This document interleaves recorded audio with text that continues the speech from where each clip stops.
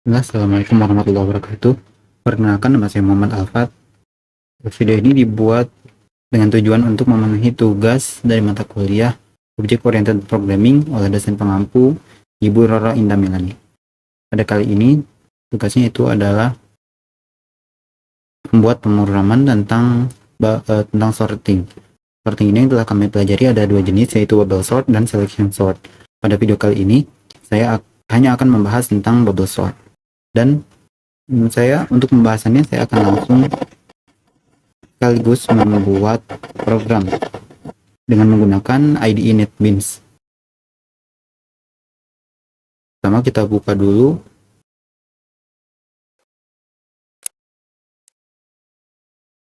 nah, setelah terbuka kita bisa langsung membuat folder baru dan memberi namanya dengan apa yang kita inginkan.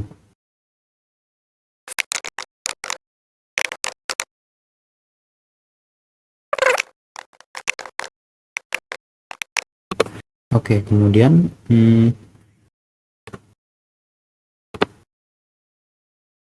sebelum kita masuk ke pemrogramannya, saya di sini akan menjelaskan secara singkat apa yang dimaksud dengan bubble sort atau dari sorting itu sendiri. Sorting di sini itu maksudnya mengurutkan value yang berada dalam array sehingga nanti itu dia menjadi urut, entah dia urutannya menaik dari kecil ke besar atau dari besar ke kecil. Nah, kemudian bubble sort sendiri dia itu adalah metode mengurutkan value pada array tersebut. Dan metode bubble ini itu yaitu dengan melakukan pembandingan di antara dua value yang berdekatan, dua value yang bersebelahan.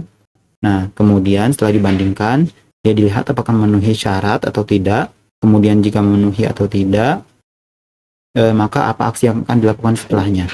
Sehingga nanti hasilnya itu hasilnya itu nanti arraynya menjadi terurut. Bisa itu ascending atau descending. Nah, langsung saja mulai ke pemrogramannya. Di sini saya ingin menampilkan pada output bahwa pemrogramannya dimulai. Maka saya menggunakan sort.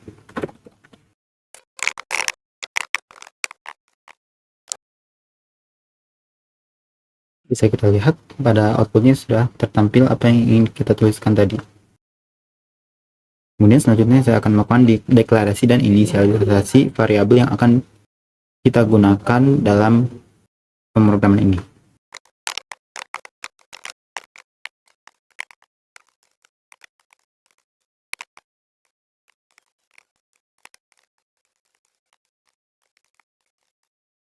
Oke, dan ini adalah variabel-variabel yang akan kita gunakan dalam pemrograman ini.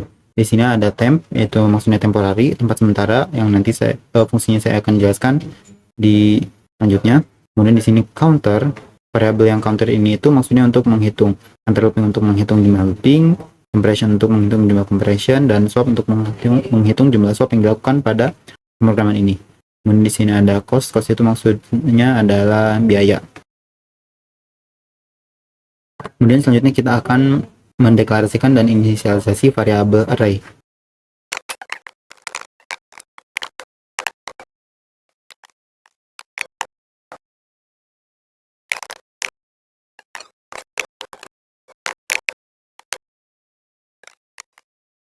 Untuk variabel array, dia untuk deklarasi dan inisialisasinya agak berbeda daripada variabel biasa, dimana dia ini sebelum variabelnya disebutkan terdapat kurung siku, dua kurung siku.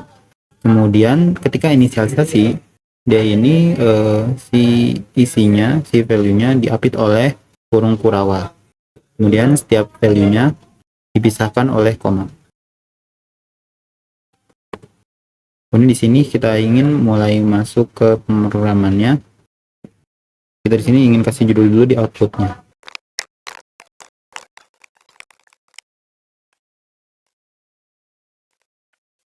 Nah, di sini sudah tampil pada outputnya apa yang tadi saya tulis. Di sini kita pakai backslash n supaya nanti ada jarak dua baris kosong.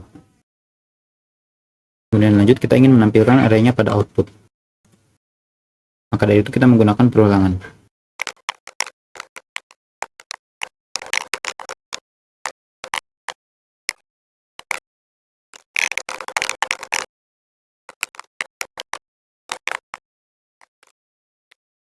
Nah, untuk perulangannya ini yaitu kita menggunakan for. di mana integer i ada nilainya 0, dan i akan diulangi selama kurang dari panjang array integer sendiri, yaitu kurang dari 7 selama 6 kali berarti, dan selama pengulangan ini i akan terus ditambahkan. Nah, jadi untuk menampilkannya itu kita pakai system.out.print. Tadi tidak bisa pakai shortcut, maka saya tadi ketik sendiri. Kemudian di sini tidak pakai len, supaya nanti teks setelahnya itu tampil di sampingnya, tidak tampil di bawahnya. Kemudian kita di sini, ini cara menampilkannya, cara perintah untuk menampilkan value pada value pada indeks dalam array, dalam indeks pada array. Nah, di sini kita pakai strip untuk memisah. Nah, kemudian di sini itu karena dia perulangannya tidak pakai kurung kurawal, maka baris kode yang akan dijalankan hanyalah baris kode di bawahnya. Sedangkan ini tidak akan dijalankan. Kita gunakan baris kode ini yaitu supaya memisahkan build successful-nya jadi di bawah. Seandainya ini hilang, maka build successful akan berada di samping array-nya. Dan kita mau ngasih tahu bahwa di sini itu adalah array yang belum tersusun. Di sini kita pakai \n supaya nanti dia teks ini itu yang di dalam sini mundur turun ke bawah satu kali. Andai \n ini tidak ada, maka teks ini akan berada di samping si array-nya.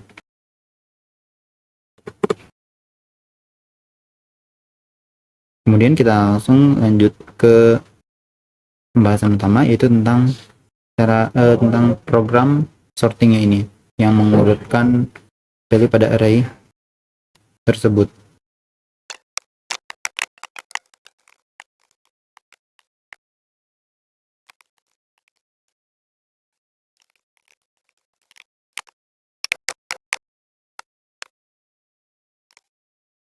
Nah, ini untuk yang pertama, looping kedua, saya akan menamakan ini adalah looping 1 dan ini adalah looping kedua A.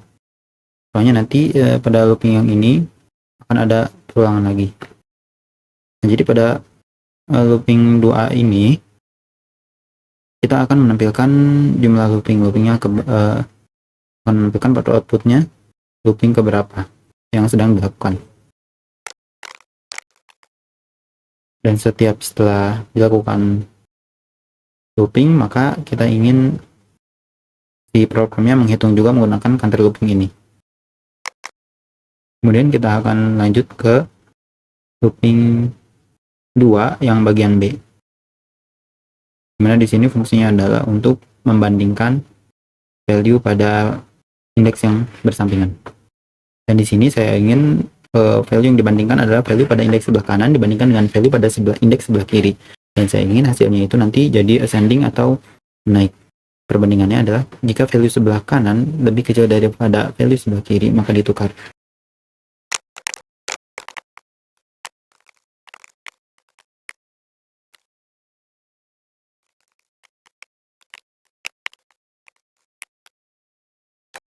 Nah, setelah di run, ini yang akan tampil. Dan ini yang saya maksud, dimana dalam perulangan yang 2A, di dalam perulangan yang kedua ini ada perulangan lagi.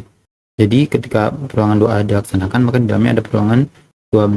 Yang 2B ini akan diulangi sebanyak 6 kali lagi. Karena di sini kan batasnya dimana aja akan diulangi selama kurang dari array integer length min 1. Itu artinya kurang dari 6, yaitu 5 sampai 5. Dari 0 sampai 5 adalah 6 kali. Sama seperti yang di atasnya. Kemudian di sini kita akan tambahkan syarat untuk programnya. Bukan ditampilkan, tapi untuk programnya, supaya programnya nanti mendeteksi apakah kedua value yang dibandingkan tadi memenuhi syarat atau tidak.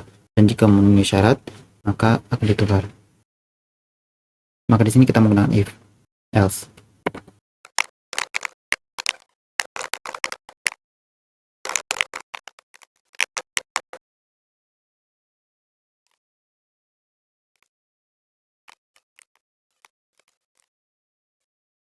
Nah, di sini ketika value yang dibandingkan atau yang berdampingan itu dibandingkan memenuhi syarat, maka kita ingin programnya melakukan counter comparison atau menghitung jumlah pembandingan yang dilakukan. Di sini dengan melakukan increment pada variabel counter comparison. Kemudian karena kita ingin di swap, maka kita juga melakukan increment pada variabel counter swap supaya nanti terdeteksi dan terhitung oleh variabel counter swap ini. Nah, kemudian setelah itu saya ingin di samping setelah kita mengetahui mana dua value yang dibandingkan dan memenuhi syarat, kita ingin ditampilkan swap ke. Nah, maka dari sini kita ingin menampilkan swap ke menggunakan sistem data.print. Sebenarnya di sini tanpa pakai ln supaya dia tampil di samping. Cuman nanti hasilnya akan berantakan, jadi saya akan pakai ln dulu. Sebenarnya cara mengatasinya ada nanti di bagian else. Sekarang akan lanjut ke pertukaran value pada indeks yang memenuhi syarat ini.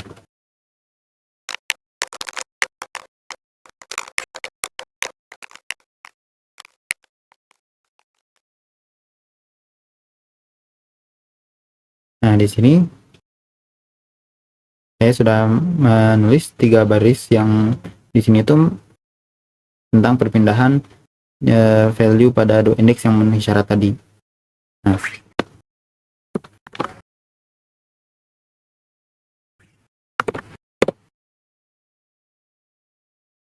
sebelum adanya 3 baris kode ini, kita bisa lihat di sini pertama itu 2 dibandingkan dengan 9 sebagaimana urutannya, yang kanan dibandingkan dengan sebelah kiri.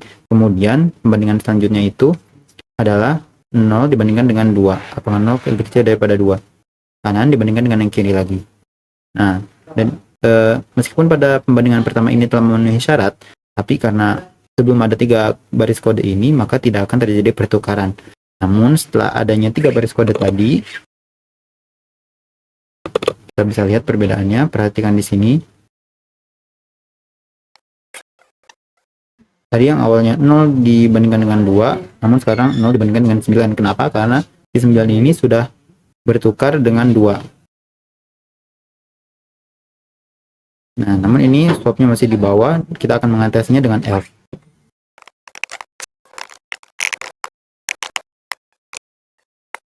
Nah, di sini hasilnya dia akan menjadi berjarak seperti ini. Di sini ketika else, yaitu di mana kondisinya tidak memenuhi syarat if, maka yang dilakukan adalah hanya dihitung komparasinya saja, tidak dihitung swap. Dan yang dilakukan hanya memberi baris kosong.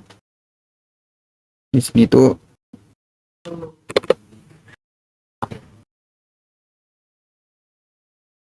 nah, jadi yang dilakukan adalah bukan menghapus len pada swap ini. Tadi saya keliru, namun menghapus len pada sistem data.print len yang ini. Ketika pembandingannya ditampilkan di output, bukan bagian penampilan swapnya. Nah, jadi ini sudah rapi. Setelah ada pembandingan yang memenuhi syarat, maka itu akan dilakukan swap dan kata-kata swapnya tampilkan di sebelah pembandingan yang memenuhi syarat tadi.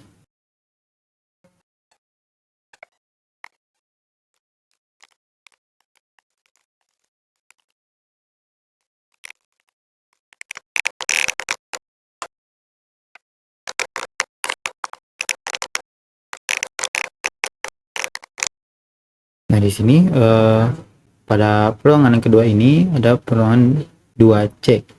Jadi peruangan 2C. Nah, di sini itu maksudnya adalah untuk menampilkan array dalam jumlah full dari indeks ke-0 sampai indeks ke-6 setiap setelah dilakukan pembandingan dan setelah looping 2B. Nah, jadi nanti setelah dilakukan pembandingan dan dideteksi apakah itu memenuhi syarat atau tidak, dan setelah dilakukan aksi, nah, maka peruangan 2C ini bertugas untuk menampilkan di keseluruhan arraynya. Jadi di sini keseluruhan arraynya ditampilkan semuanya. Sampai di sini itu semua arraynya telah urut pada pembandingan ke-15. Ini itu arraynya sudah urut dari terkecil sampai terbesar. di bawahnya memang karena ini program tidak mendeteksi, dia harus berhenti setelah diurut semua, maka ia akan terus berjalan sesuai ketentuan perulangan pertama pada 2A ini.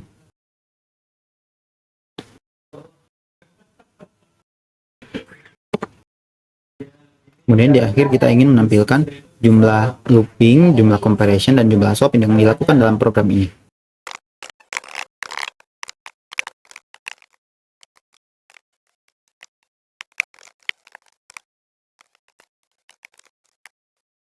Nah, di sini sudah ada ditampilkan berapa jumlah looping, comparison, dan swap yang dilakukan selama program ini berjalan.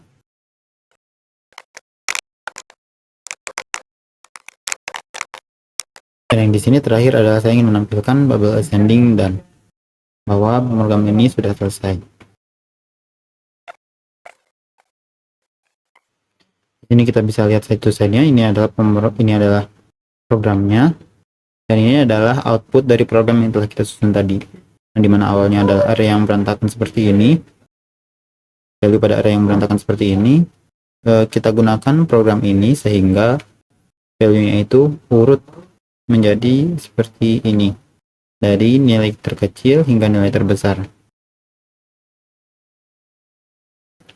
Oke, sekian dari saya. Terima kasih atas perhatiannya. Mohon maaf atas kekeliruan atau hal yang terlewat. Terima kasih. Assalamualaikum warahmatullahi wabarakatuh.